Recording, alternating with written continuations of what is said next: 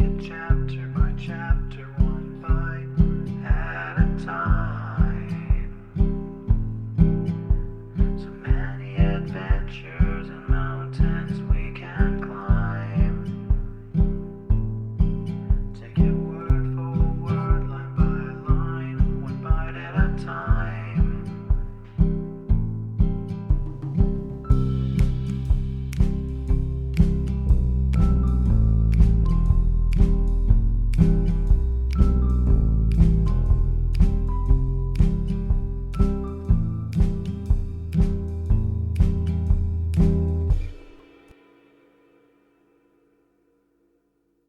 Welcome to Bite at a Time Books, where we read you your favorite classics one bite at a time. My name is Bree Carlile, and I love to read, and wanted to share my passion with listeners like you. If you want to know what's coming next and vote on upcoming books, sign up for our newsletter at biteatatimebooks.com. You'll also find our new t-shirts in the shop, including podcast shirts and quote shirts from your favorite classic novels. Be sure to follow my show on your favorite podcast platform so you get all the new episodes.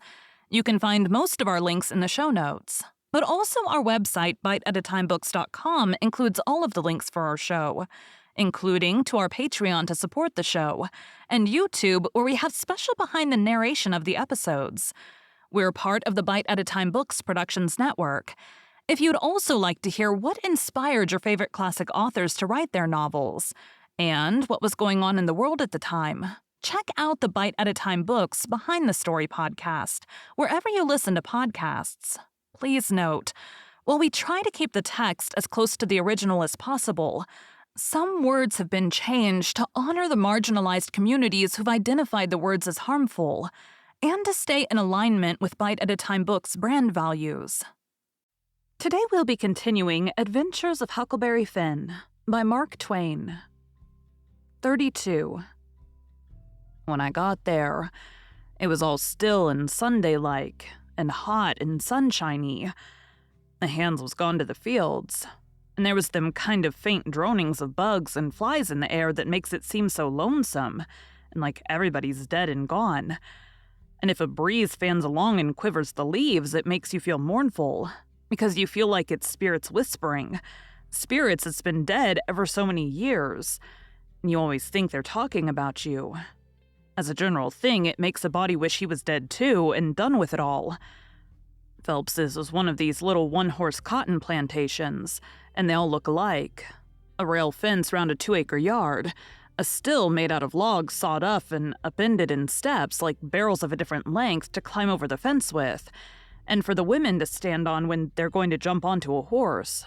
Some sickly grass patches in the big yard, but mostly it was bare and smooth, like an old hat with the nap rubbed off, big double-log house for the white folks, hewed logs with the chinks stopped up with mud or mortar, and these mud stripes been whitewashed sometime or another, round log kitchen with a big broad open but roofed passage joining it to the house, log smokehouse back of the kitchen, 3 little log servant cabins in a row the other side of the smokehouse, one little hut all by itself away down against the back fence, and some outbuildings down a piece the other side, ash hopper and big kettle to boil soap in by the little hut, bench by the kitchen door with bucket of water and a gourd, hound asleep there in the sun, more hounds asleep round about 3 shade trees away off in a corner, some currant bushes and gooseberry bushes in one place by the fence, outside of the fence a garden and a watermelon patch, then the cotton fields begins, and after the fields the woods.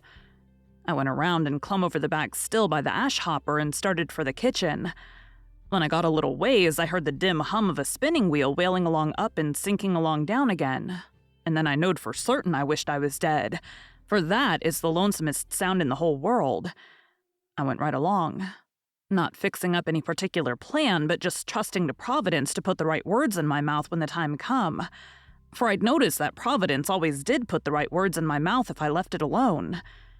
When I got halfway, first one hound and then another got up and went for me, and of course I stopped and faced them and kept still, and such another powwow as they made. In a quarter of a minute, I was a kind of a hub of a wheel, as you may say. Spokes made out of dogs, circle of 15 of them packed together around me, with their necks and noses stretched up towards me, barking and howling, and more coming. You could see them sailing over fences and around corners from everywheres. A servant woman come tearing out of the kitchen with a rolling pin in her hand, singing out, "Begone, you Tig! You Spot, begone, sir!" And she fetched first one and then another of them a clip and sent them howling, and then the rest followed. And the next second, half of them come back, wagging their tails around me and making friends with me. There ain't no harm in a hound nohow. And behind the woman comes a little servant girl, and 2 little servant boys without anything on but tow linen shirts, and they hung on to their mother's gown and peeped out from behind her at me, bashful the way they always do. And here comes the white woman running from the house, about 45 or 50-year-old, bareheaded, and her spinning stick in her hand. And behind her comes her little white children, acting the same way the little servants was doing. She was smiling all over so she could hardly stand and says, "It's you at last, ain't it?" I out with a yes'm before I thought. She grabbed me and hugged me tight and then gripped me by both hands and shook and shook. And the tears come in her eyes and run down over, and she couldn't seem to hug and shake enough and kept saying, "You don't look as much like your mother as I reckoned you would. But law sakes, I don't care for that. I'm so glad to see you. Dear, dear, it does seem like I could eat you up. Children, it's your cousin Tom. Tell him howdy." But they ducked their heads and put their fingers in their mouths and hid behind her. So she run on. "Lies, hurry and get him a hot breakfast right away. Or did you get your breakfast on the boat?" I said I had got it on the boat. So then she started for the house, leading me by the hand, and the children tagging after. When we got there, she set me down in a split-bottomed chair and sat herself down on a little low stool in front of me, holding both of my hands, and says, "Now I can have a good look at you, and laws o' me, I've been hungry for it many a time.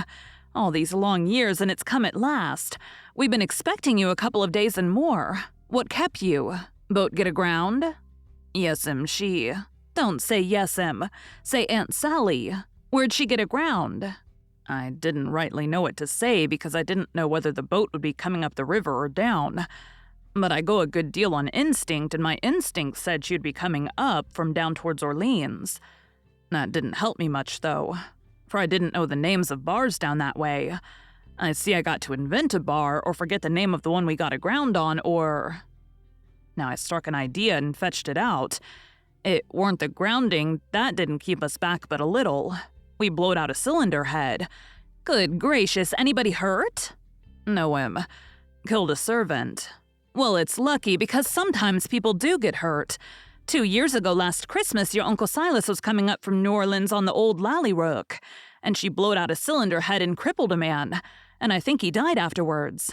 He was a Baptist. Your Uncle Silas knowed a family in Baton Rouge that knowed his people very well. Yes, I remember now, he did die. Mortification set in, and they had to amputate him. But it didn't save him. Yes, it was mortification. That was it. He turned blue all over and died in the hope of a glorious resurrection. They say he was a sight to look at. Your uncle's been up to the town every day to fetch you, and he's gone again not more'n an hour ago. He'll be back any minute now. You must have met him on the road, didn't you? Oldish man with a... No, I didn't see nobody, Aunt Sally. The boat just landed at daylight, and I left my baggage on the wharf boat and went looking around the town and out a piece in the country to put in the time and not get here too soon. So I come down the back way. Who'd you give the baggage to? Nobody. Why, child, it'll be stole. Not where I hid it, I reckon it won't, I says. How'd you get your breakfast so early on the boat? It was kinder thin ice, but I says, the captain see me standing around and told me I better have something to eat before I went ashore. So he took me and the Texas to the officers' lunch and give me all I wanted. I was getting so uneasy I couldn't listen good. I had my mind on the children all the time. I wanted to get them out to one side and pump them a little and find out who I was. But I couldn't get no show. Mrs. Phelps kept it up and run on so. Pretty soon she made the cold chills streak all down my back because she says, "But we're here running on this way, and you hain't told me a word about Sis nor any of them. Now I'll rest my works a little and you start up yourn. Just tell me everything. Tell me all about 'em and every one of 'em and how they are and what they're doing and what they told you to tell me and every last thing you can think of." Well, I see I was up a stump and up it good. Providence had stood by me this fur all right, but I was hard and tight aground now. I see it weren't a bit of use to try to go ahead. I'd gotta throw up my hand. So I says to myself, here's another place where I got to risk the truth. I opened my mouth to begin, but she grabbed me and hustled me in behind the bed and says, "Here he comes. Stick your head down lower. There, that'll do. You can't be seen now. Don't let on you're here. I'll play a joke on him. Children, don't you say a word." I see I was in a fix now. But it weren't no use to worry. There weren't nothing to do but just hold still and try and be ready to stand from under when the lightning struck. I had just one little glimpse of the old gentleman when he come in. Then the bed hit him. Mrs. Phelps, she jumps for him and says, "Has he come?"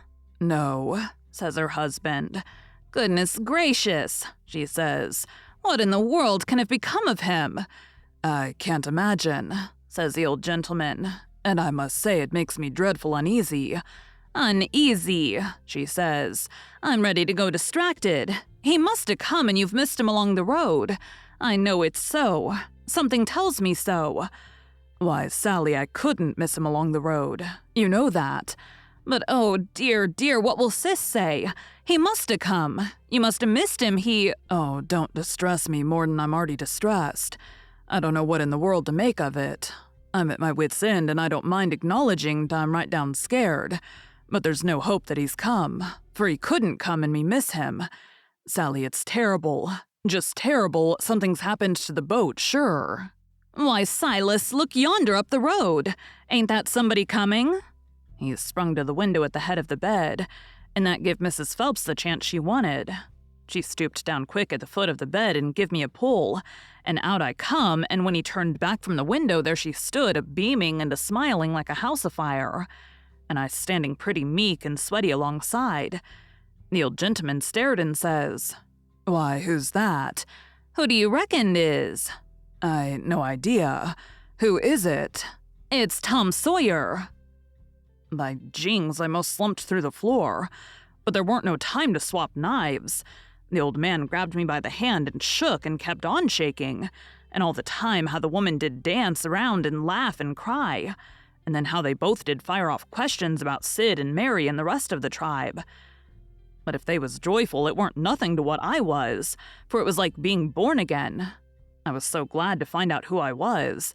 Well, they froze to me for 2 hours, and at last when my chin was so tired it couldn't hardly go any more, I had told them more about my family. I mean the Sawyer family than ever happened to any 6 Sawyer families. And I explained all about how we blowed out a cylinder head at the mouth of White River, and it took us 3 days to fix it. Which was all right and worked first rate, because they didn't know but what it would take 3 days to fix it. If I'd have called it a bolt head, it would have done just as well. Now I was feeling pretty comfortable all down one side and pretty uncomfortable all up the other. Being Tom Sawyer was easy and comfortable, and it stayed easy and comfortable till by and by I hear a steamboat coughing along down the river. Then I says to myself, s'pose Tom Sawyer comes down on that boat, and s'pose he steps in here any minute and sings out my name before I can throw him a wink to keep quiet. Well, I couldn't have it that way. It wouldn't do at all. I must go up the road and waylay him. So I told the folks I reckoned I would go up to the town and fetch down my baggage. The old gentleman was for going along with me, but I said no. I could drive the horse myself, and I'd rather he wouldn't take no trouble about me. Thank you for joining Bite at a Time Books today, while we read a bite of one of your favorite classics. Again, my name is Bree Carlile, and I hope you come back tomorrow for the next bite of Adventures of Huckleberry Finn. Don't forget to sign up for our newsletter at biteatatimebooks.com and check out the shop.